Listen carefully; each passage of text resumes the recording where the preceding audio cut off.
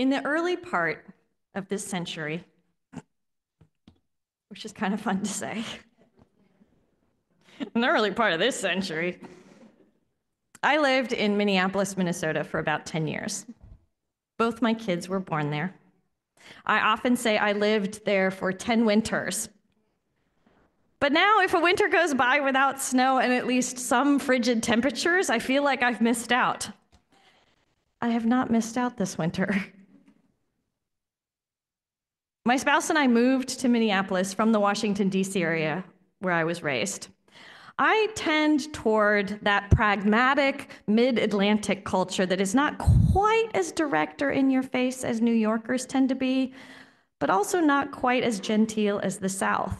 So when my spouse and I moved, we were curious about this thing we had heard about, the practice of Minnesota nice. Have you heard of that? From my experience, Minnesota nice is, in some ways, just some ways, closer to the Southern phrase of, bless your heart. In that sometimes, not always, but sometimes, it almost means the opposite of what the words are actually saying. Not that Minnesotans aren't nice. They absolutely are. But that phrase, Minnesota nice, refers to a cultural practice that implies that the residents of Minnesota are unusually courteous, reserved, mild-mannered, and, here's the kicker for me, passive-aggressive. And in fact, passive-aggressiveness is a quality that describes not only Minnesota nice, but what is often generalized as Midwestern nice.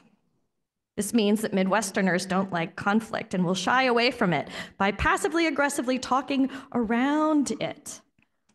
In this practice, it often looks like when we are mad about something someone has done, we will talk to all our friends and vent about it rather than actually speak with the person or the people that we are mad at.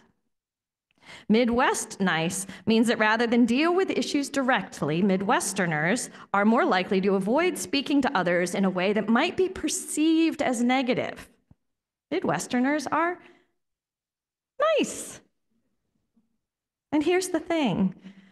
This focus on niceness, on avoiding conflict, on talking about each other rather than to each other, on being kind of, sort of, maybe just a little bit passive-aggressive. This is all a part of Unitarian Universalist culture, too. It is in pretty much all of our congregations to some degree or another. As we heard in our reading, niceness involves doing something that is pleasing or agreeable. It means keeping the peace, and there are some benefits to doing this, don't get me wrong. Sometimes we do need to suck up our own feelings and just be nice. And yes, sometimes it is best to follow the old advice of not saying anything at all if we can't say something nice. Sometimes. But when it comes to harm being done, nice doesn't change the status quo. It won't get people to stop crossing your boundaries, like Daisy in our Words for All Ages. Nice doesn't work for justice because there is conflict with those in power when you work for justice. Nice does not interrupt harm when it is being done. And so, nice cannot build the beloved community. Nice can't do these things because when we fall out of right relationship, when we do something that causes harm, and we all do at some point, nice can't fix it because nice avoids conflict. To do these things, to change the status quo, to work for justice, to interrupt harm, to build the beloved community, we need to shift from a culture of being nice to a culture of being kind. This is where we can learn something from the neurodivergent community. For some neurodivergent people, social niceties do not come naturally, and so they tend to speak their truth. For those of us who are neurotypical, this can often seem off-putting when somebody says something that breaks all the social niceties, but is actually honest and said in love. For those of us who are neurotypical, we can learn this, and it can be difficult.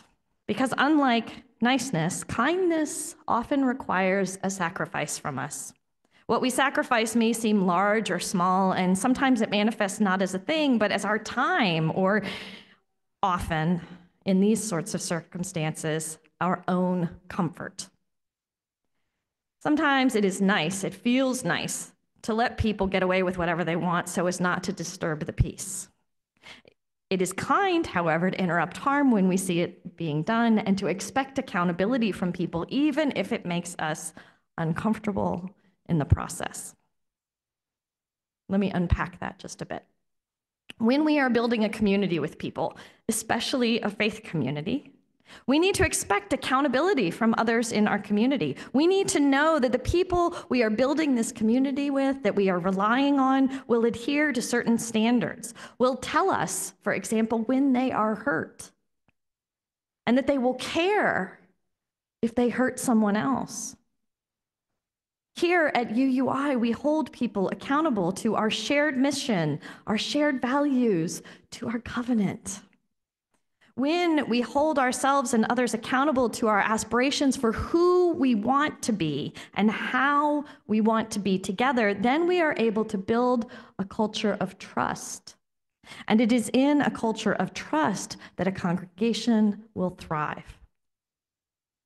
This is true outside congregations too.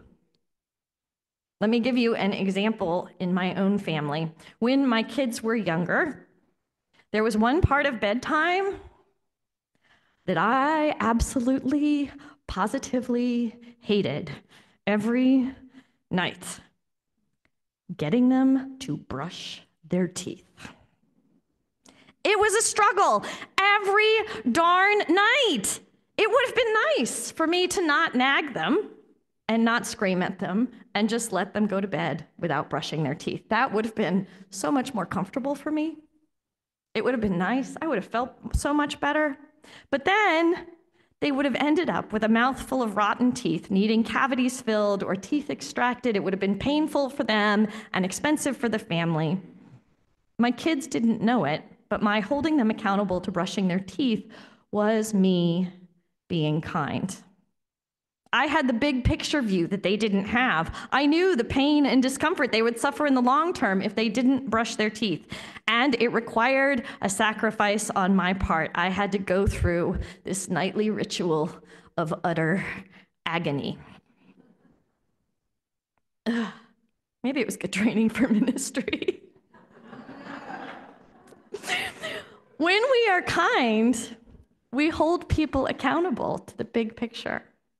We are able to say, this is where the boundary is, and you have crossed it. Believe it or not, this is actually honoring someone's inherent worth and dignity. The examples in our reading attest to that. It is actually a kindness to both the bully and the person being bullied to draw a line that says this is not acceptable. It is a kindness to both the joke teller and the others in the room when you are able to say that a joke was sexist or racist or homophobic. It is kind to set a boundary and then enforce it when it is breached. Holding the joke teller or the bully accountable actually recognizes their agency and acknowledges that they have the opportunity and the capability to get back into right relationship should they choose to do so. That doesn't mean it is easy, and it definitely doesn't mean that it's going to feel good for most of us. Oh no, it can be anxiety-provoking. It can make us uncomfortable. We wonder, will we say the wrong thing? It may get our hearts pounding, our breath may become more shallow, it may even trigger our fight or flight, freeze or fawn responses. It often doesn't feel nice to call someone back into right relationship, but it is kind, it is respectful, it is honest, and it is absolutely necessary to building true community. Because when we practice kindness, we are able to make room for healing, for redemption, for reconciliation. None of these are possible if we avoid the kind of creative conflict that good things come out of and only practice niceness.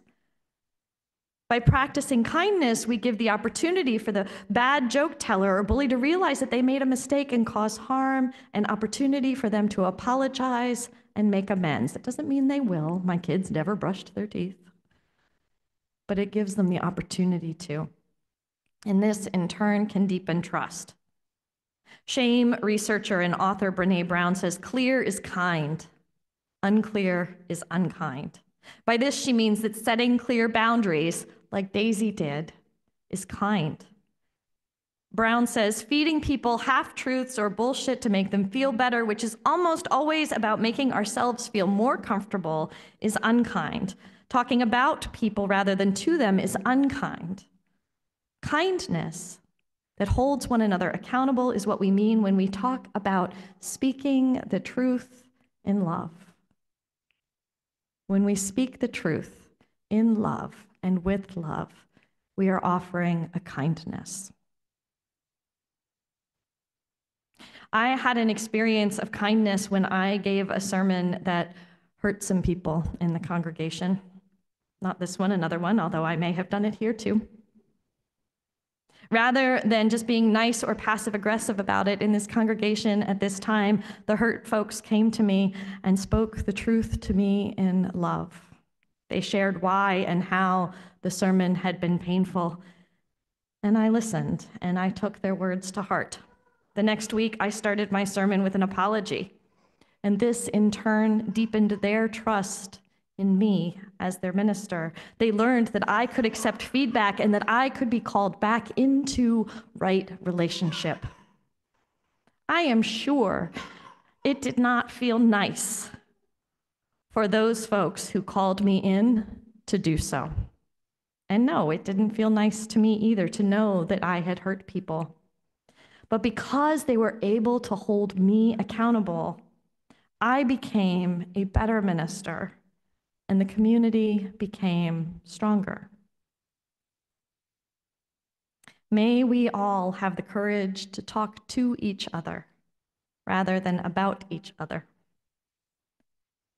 May we have the courage to speak the truth in love to each other. May we embrace the sort of kindness that can change the status quo, that can work for justice, that can interrupt harm, and that can help us to build the beloved community. May we embrace kindness that holds each other accountable to our values, that calls those whose behavior is harmful back into right relationship, whether that harmful behavior comes from a minister or from a leader or from a friend. We can do this. It may not feel nice. It may be hard, but we can do hard things. May we be kind to each other. May it be so.